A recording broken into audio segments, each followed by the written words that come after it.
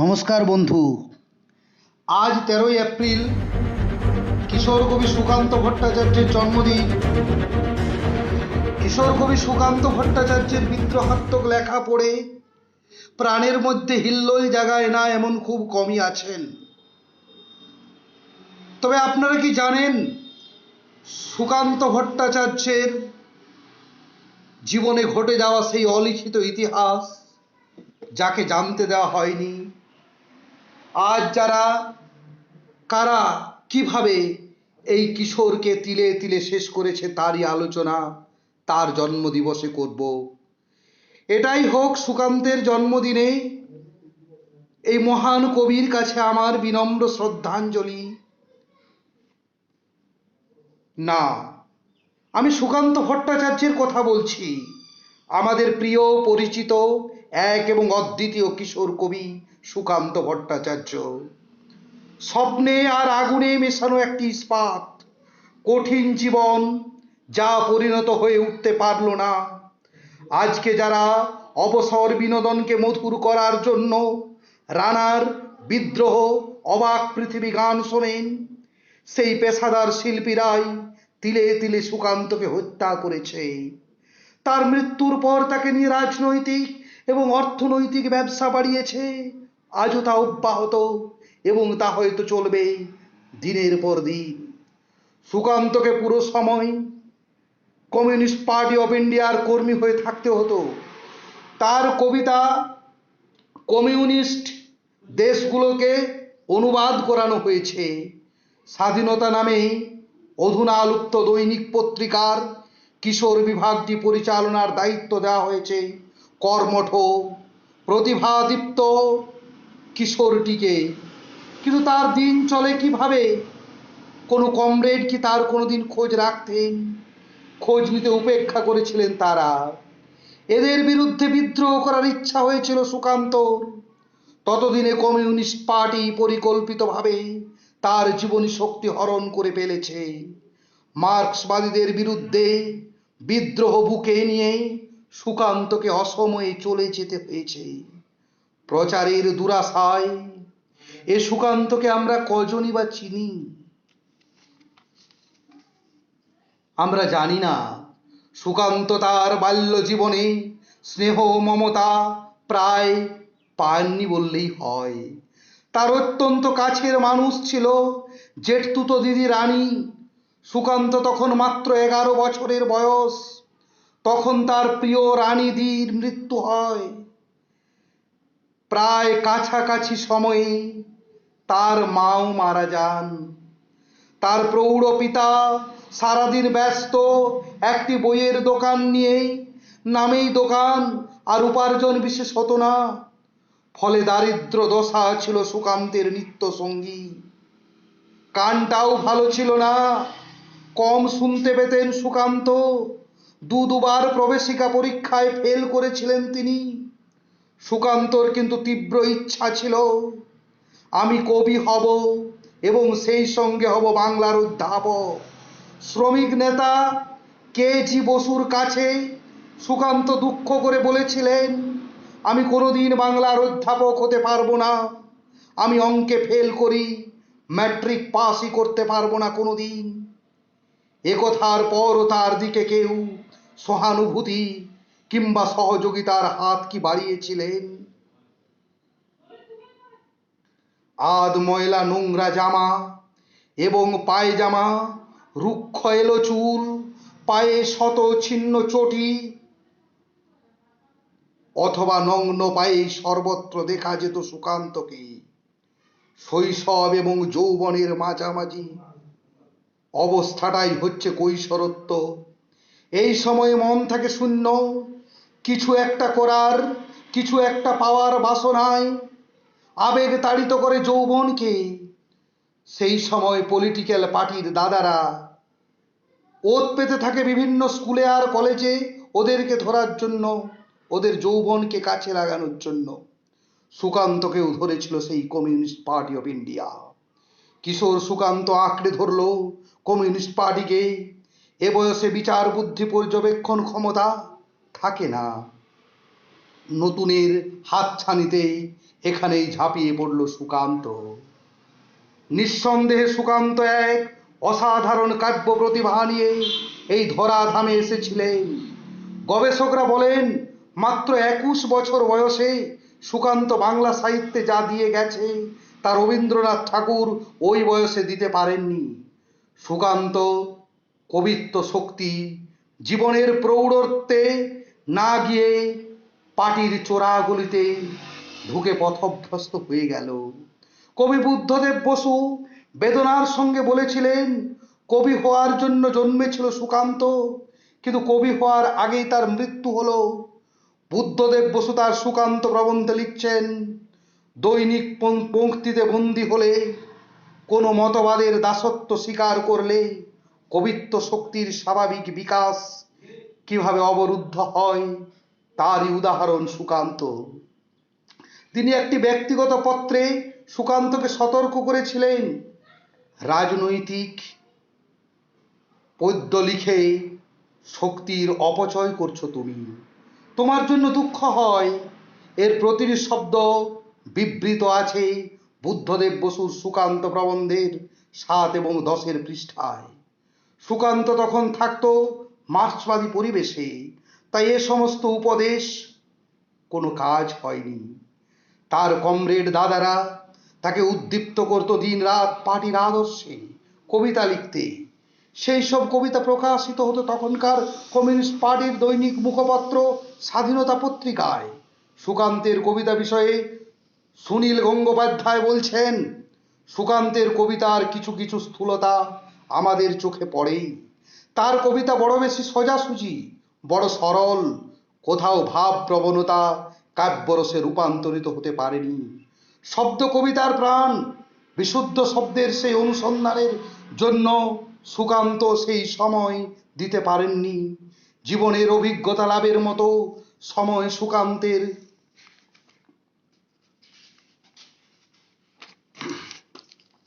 সুকান্তের হাতে ছিল না। সে নিজেও স্বীকার করেছে, বাইরের পৃথিবী আমি জানি না, চিনি না, আমার পৃথিবী আমার কলকাতার মধ্যেই সম্পূর্ণ। সুকান্ত মারা যায় ক্ষয় রোগে। এ রোগ একদিনে হয় না, আর রোগী অল্প দিনে মরে না। কমিউনিস্ট পার্টি সুকান্তকে পেয়েছিল, বিনা পয়সায় সর্বসময়ের অক্লান্ত কর্মী, কিন্তু পার্টি শুধু তাদের কাজটাই বুঝত। সুকান্ত কোথায় যায়, কোথায় স্নান করে, তার শরীরটা কেমন, এসব খোঁজ রাখতো না। তার বাড়িতেও তেমন কেউ ছিল না যে তাকে একটু ওয়াচ রাখে। সুকান্ত দাদা রাখাল ভট্টাচার্য সুকান্তের শেষ জীবন প্রবন্ধে লিখছেন, কাক ডাকা ভোরে সুকান্ত বেরিয়ে যায় পার্টির কাজে।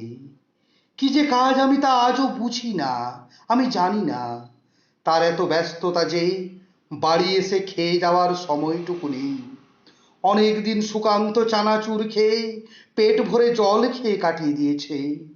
পকেটে থাকতো না টাকা পয়সা, পায়ে হেঁটেই নারকেল ডাঙ্গা বেলে কাটা থেকে সারা কলকাতায় কাজ করে বেড়াতো এই ছোট্ট ছেলেটা।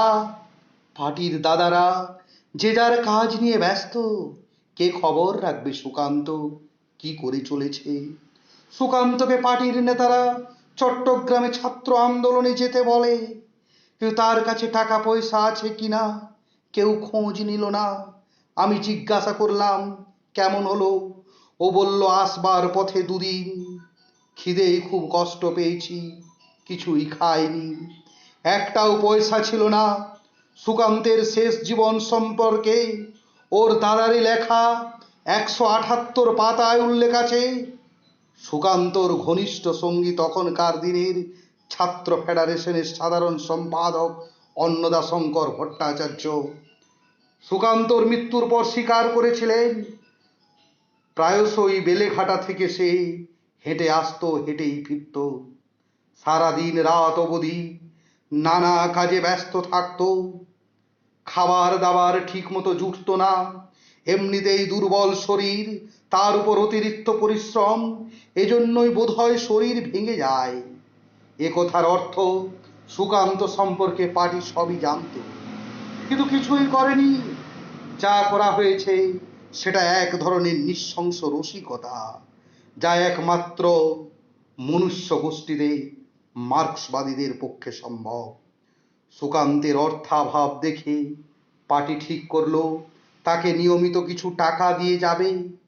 শেষ জীবন প্রবন্ধে দাদা রাখাল ভট্টাচার্য লিখছেন, সুকান্ত তখন স্বাধীনতার পাতায় কিশোর বিভাগ পরিচালনা শুরু করেছে। ওর বৌদিকে এসে সোল্লাসে জানালো, পার্টি ওয়ার্কার্স হিসেবে আমাকে মাসে 30 টাকা করে দেবে বলেছে। সেই 30 টাকা দিয়ে কত কি করবার কল্পনার ফানুস ওড়ালো বাস্তববাদী সুকান্ত।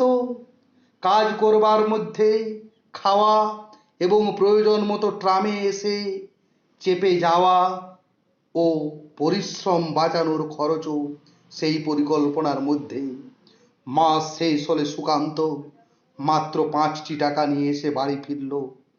হতাশ মুখে কালো অক্ষরে সে বৌদিকে বলল, দাদারা বললেন তুমি তো ঘরের ছেলে, তোমাকে আর কি পয়সা দেব, 5টা টাকা অন্তত। সুকান্তকে কাজের মধ্যে কিছু খাবার উপায় করে দিয়েছিল। পরের মাসে সেই নগদ 5টা টাকাও জুটল না। পেল 5 টাকার ট্রামের কুপন, তা ভাঙিয়ে খাবার মেলে না। অতএব হাঁটায় একটু আধটু বাঁচলেও উপবাস কায়েম হয়ে গেল। এগুলো আছে 180 পাতায়।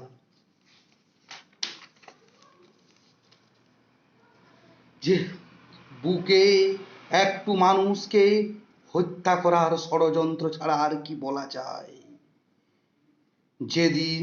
সেদিন যদি সুকান্তের জন্য মাসে 30টা টাকার বন্দোবস্ত করেও ফিরিয়ে না নেওয়া হতো, তাহলে কবিকে কিশোর অবস্থায় হারিয়ে যেতে হতো না হয়তো। সুকান্ত সব বুঝতো। তার হতাশা, ক্রোধ, বিরক্তি ফেটে পড়েছে কবি অরুণাচল বসুকে লেখা চিঠিতে। লক্ষণীয়, সুকান্ত ঘৃণায় 5টা টাকা হাতে ধরিয়ে দেওয়া কমরেডদের নাম উচ্চারণ করেননি। তাছাড়া কমিউনিস্ট পার্টি বহু কাজ মন থেকে সমর্থন করতে পারেননি তিনি। বুঝতে পারছিলেন তাকে নিংড়ে নিয়ে আস্থা কুড়ে ফেলে দেওয়া হচ্ছে। বিশ্বজুড়ে তাদের অপকীর্তি সবই হয়তো জেনে গিয়েছিলেন। সুকান্ত যক্ষা রোগে আক্রান্ত হয়েছে জেনেও পার্টি তার তথাকথিত দরদি নেতৃবৃন্দ যে চরম উদাসীনতা, উপেক্ষা, অবহেলা দেখিয়েছিল তা ক্ষমার যোগ্য। নেতাদের আরাম আয়েশের জন্য টাকার অভাব কমিউনিস্ট পার্টিতে কোনোদিন হয়নি।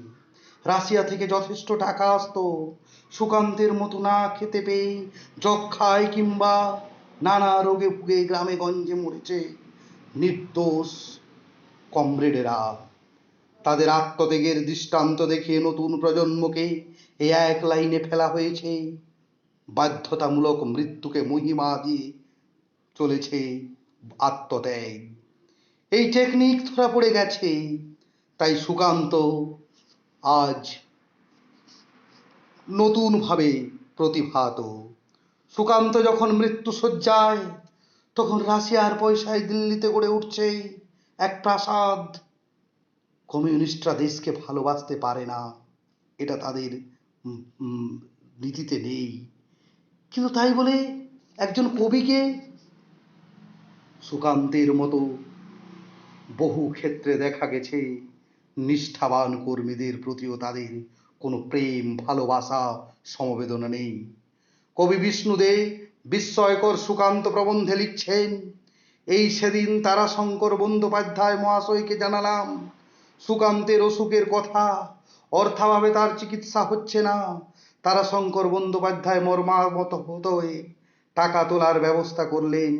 আশ্চর্যের কথা, কমিউনিস্ট পার্টি কিংবা তার কোনো শাখা সংগঠন একটা অনুষ্ঠান করে টাকা তোলার ব্যবস্থা করল না। গণনাট্য সংঘ সারা বাংলায় দাপিয়ে গণসঙ্গীত গেয়ে বেড়াচ্ছে, নবান্ন ছেড়া তার নাটক করছে। সুকান্তর দীর্ঘশ্বাস, কাশির শব্দ নবনাট্য আন্দোলনের আনন্দে চাপা পড়ে গেল। কেউ শুনতে পেল না। সুকান্তের মৃত্যুর পর কমিউনিস্ট পার্টি আবার তাকে পার্টির খাদ্য হিসেবে ব্যবহার করেছে, দেশ জুড়ে প্রচার করেছে এত বড় প্রতিভাশালী কবি আজ অবধি জন্মায়নি। পুঁজিবাদী দেশে প্রতিভার কোনো মূল্য নেই, ভবিষ্যৎ নেই, তাই না খেয়ে বিনা চিকিৎসায় মারা গেল সুকান্ত। সুতরাং এই সমাজ বদলানো দরকার। পার্টির কমরেডদের চিকিৎসার জন্য 10 নম্বর রয়ডন স্ট্রিটে নিজেদের রেড কিওর হোম ছিল, সেখানে কিছুদিন রাখা হয়েছিল সুকান্তকে। সেখানকার পরিস্থিতি নিয়ে সুকান্ত নিজেই লিখেছে, পরিবেশ ছিল মনোরম, পার্টির হিরোদের সঙ্গে সংযোগ আত্মতৃপ্তি দিল, কিন্তু সে হাসপাতালগুলোর কোমল শয্যা ছিল ওষুধ পথ্যহীন। একথা সুকান্ত সমগ্রের 345 পৃষ্ঠায় লিপিবদ্ধ আছে। রেড কিওর হোম থেকে ছাড়া পেয়ে সুকান্ত বাবার কাছে নারকেল ডাঙায় চলে গেল।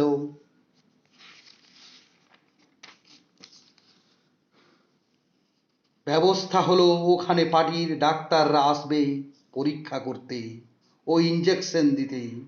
রোজই গিয়ে শুনি ডাক্তার আসেনি। ডাক্তার না আসা এবং অচিকিৎসা যখন অসহ্যময় ক্রনিক হয়ে গেল, তখন সুকান্তকে শ্যাম্পু করে নিয়ে আসা হলো।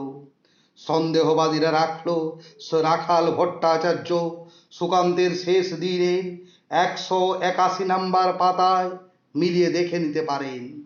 তারপর যাদবপুর হাসপাতাল, সেখানে কি সুখে ছিল সুকান্ত? লিখছেন কমরেড হরপ্রসাদ মুখোপাধ্যায়। লেলিন ভূমিষ্ঠ রক্তে 240 পাতায় সুকান্তের সঙ্গে দেখা করতে গেলে সুকান্ত দুঃখ করে বলল, কাল রাতে খাট থেকে পড়ে গিয়েছিলাম, সারা রাত ঘুমোতে পারিনি, গরমে বড় কষ্ট, দম নিতে পারিনি, নিঃশ্বাস বন্ধ হয়ে আসে, আমাকে একটা টেবিল ফ্যান জোগাড় করে দিতে পারো? মোহভঙ্গ আগেই হয়েছিল সুকান্তর, কিন্তু তীব্র ঘৃণা জাগেনি, ক্ষোভ মাঝে মাঝে প্রকাশিত হয়েছে। কারণ কমিউনিস্ট পার্টি ব্রিটিশ সরকারকে সহযোগিতা, স্বাধীনতা আন্দোলনে বিরোধীদের বিপ্লবীদের পুলিশে ধরিয়ে দেওয়া তার ভালো লাগেনি।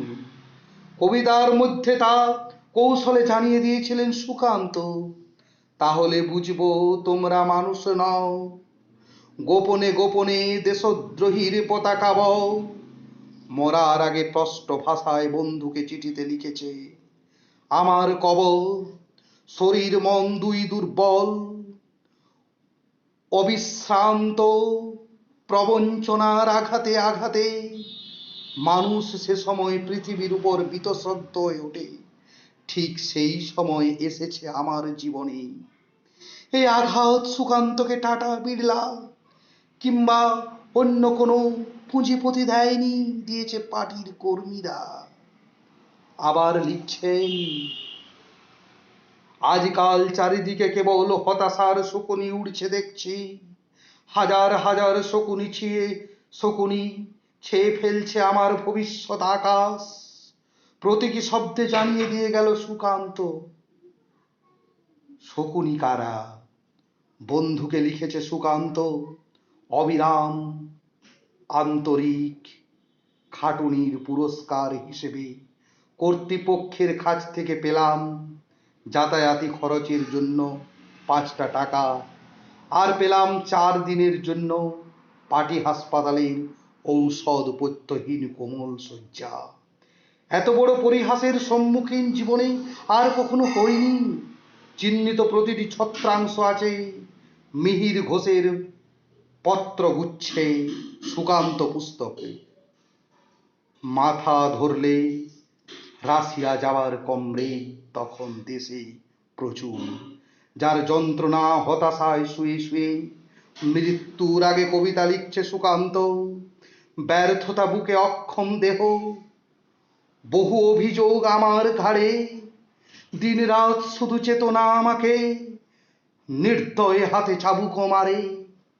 এখানে তখনো পথ চলতেও বিপদকে দেখি সমুদত, মনে হয় যেন জীবন ধারণ বুঝি খানিকটা অসঙ্গত, বিবেক বুদ্ধি যুক্তির ধার রুদ্ধ করাই হলো এদের প্রথম কাজ।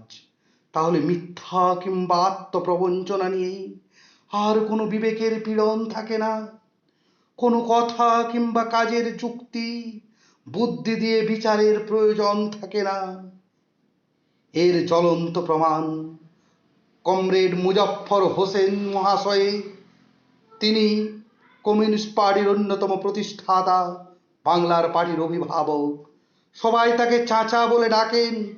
সেই ব্যক্তি নিজেকে ক্ষমা করেনি প্রবন্ধে গভীর দুঃখের সঙ্গে লিখছেন, একদিন ঢাকার শামসুদ্দিন আহমেদ আমার বাসায় এলেন। বললেন, আমি সুকান্ত ভট্টাচার্যের বাড়ি ফিরেছিলাম, দেখলাম সে যক্ষ্মা রোগে আক্রান্ত হয়েছে।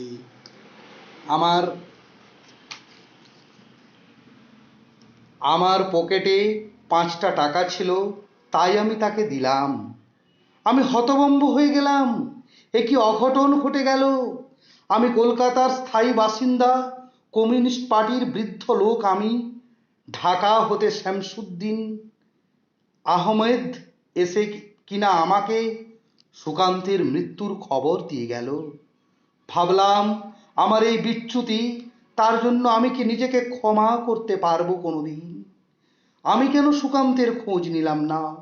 আপাত দৃষ্টিতে এই যুক্তি বিশ্বাসযোগ্য বিচার পাঠকের। সুকান্ত কমিউনিস্ট পার্টির সৈনিক, মুখপত্রের একটি বিভাগের পরিচালক। তার কবিতা আবৃত্তি করে গান গেয়ে তাকে ভাঙিয়ে খাওয়া হচ্ছে। সুকান্তের মতো প্রতিভাধর ছেলে পলে পলে ছিল না, তবু তার খোঁজ রাখার সময় ছিল না। শামসুদ্দিন সাহেবের সংবাদ দেবার পর তিনি কি ব্যবস্থা করেছিলেন? কিছু না, বিবৃতির কুম্ভীরাশ্রু মাত্র। এটাই মার্ক্সবাদের টেকনিক। যাই হোক, তাছাড়া তখন এইভাবেই কিন্তু তার জীবন রেখার পরিসমাপ্তি হয়েছিল। কবি সুভাষ মুখোপাধ্যায় ধর্মতলায় সুকান্তের শোক সভায় বলেছিলেন, সুকান্ত প্রাণ দিয়ে খেটেছে, সে কি আদর্শের জন্য না পার্টির জন্য? পার্টির জন্য হলে নেতৃস্থানীয়রা, আদর্শের জন্য হলে সে আদর্শের অগ্রজ ধারকেরা যদি একটু ভাবতেন, দেখতেন, চেষ্টা করতেন, জোর করে কিছু বা ধমকে বাড়ি পাঠাতেন খেয়ে আসার জন্য, তাহলে হয়তো সুকান্তের ক্ষয়রোগ নাও হতে পারত।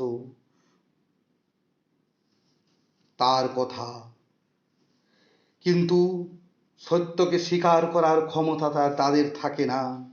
তাই তো সুকান্তের মতো প্রতিভাধর ব্যক্তিকে আমরা হারিয়েছি। আজ গোটা পৃথিবী পরিবর্তনের মুখে। প্রতিভার প্রকৃত মূল্য আমরা দিইনি। আমরা দেখেছি জীবদ্দশায় কেউ প্রতিভার মূল্য পায়নি। আমরা সমালোচনায় বুঝেছি আমাদের দুর্ভাগ্য। যেদিন সত্যজিৎ রায় বিদেশ থেকে অস্কার নিয়ে এলেন, সেদিন তাকে আমরা চিনলাম। রবীন্দ্রনাথ নোবেল পুরস্কার না পেলে তাকে হয়তো আমরা চিনতে পারতাম না। আমরা বিদেশিদের চোখে সবকিছু দেখতে শিখেছি। রবীন্দ্রনাথ ঠাকুর তার সেন্টার অফ কালচার প্রবন্ধে একটা কথা লিখছেন, a people of Anglo vernacular school in Allahabad was once asked to define a river. The clever little fellow gave a perfectly correct definition, but when he was asked what river he had seen, this unfortunate mite living at the confluence of Ganges and Jamuna replied that he had not seen any. এই ঘটনাই ঘটছে আমাদের কাছে। কবে চোখ খুলবে বাংলার সাহিত্যিক সমাজ?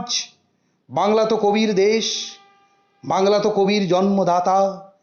এই বঙ্গজননীর এক শিশুকে আমরা ভূমিষ্ঠ হওয়ার আগে মেরে ফেলেছি।